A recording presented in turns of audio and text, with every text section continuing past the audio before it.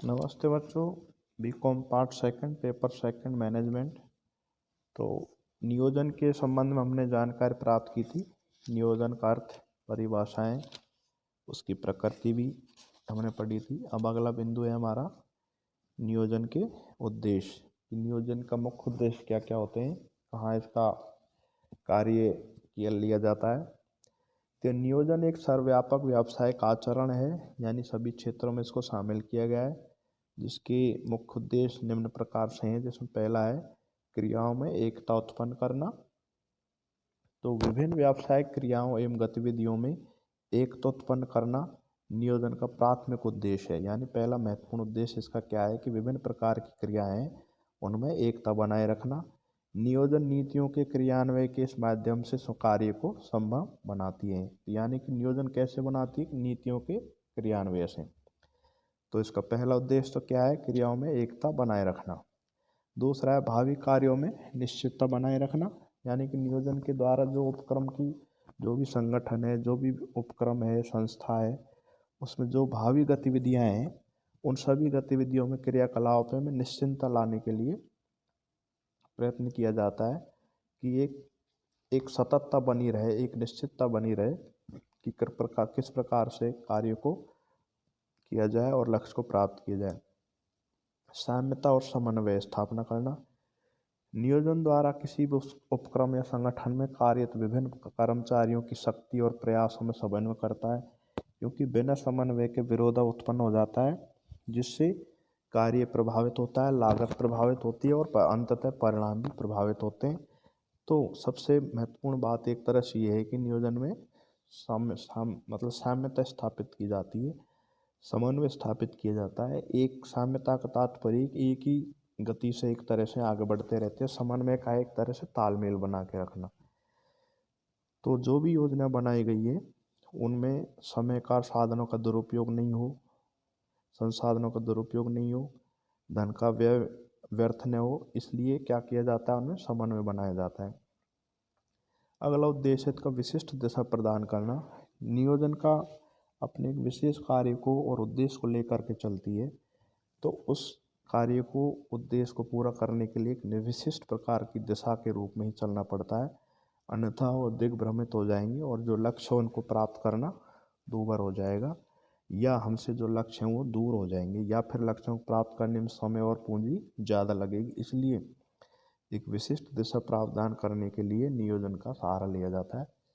पूर्व निर्धारित लक्ष्यों की प्राप्ति करना।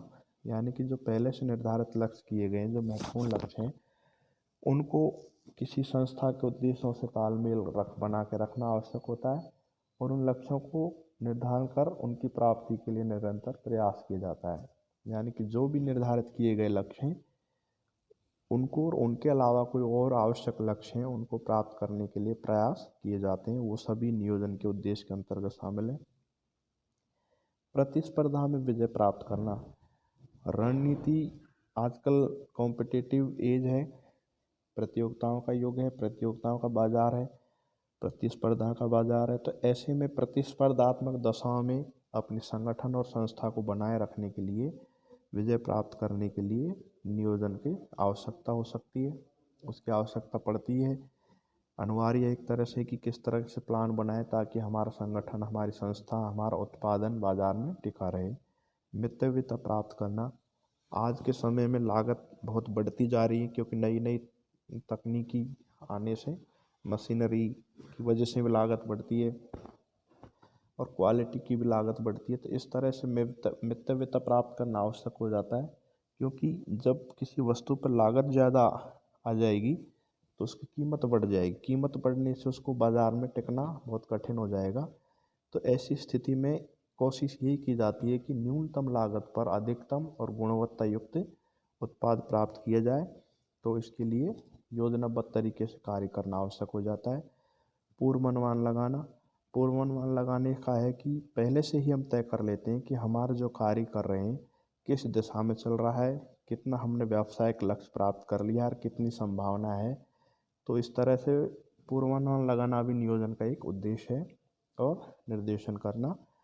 निर्देशन करने में एक तरह से यह है कि नियोजन को संस्था में मानवीय और भौतिक संसाधनों में समन्वय स्थापित करना पड़ता है, क्योंकि बिना कोऑर्डिनेशन के हमारे जो भी संसाधन उनका दुरुपयोग हो जाता है।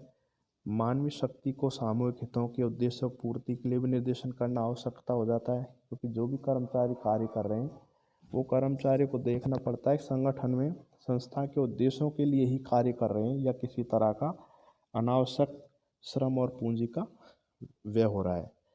तो निर्देशन के करना भी इसमें आवश्यक हो जाता है, यानी डायरेक्शन देना भी इसमें आवश्यक हो जाता है। डायरेक्शन के द्वारा योजनाएं बनाई जाती हैं, कार्यक्रम तय किए जाते हैं, पद्धतियों और कार्यविधियों को भी तय किया जाता है और उनके आधार पर लक्ष्यों को प्राप्त किया जाता है। तो ये मुख्य रूप से नियोजन के उद्देश्य थे। 8-9 बिंदु हैं जिन उद्देश्यों के द्वारा किसी संगठन या संस्था को लाभदायक स्थिति में पहुंचाया जाता है।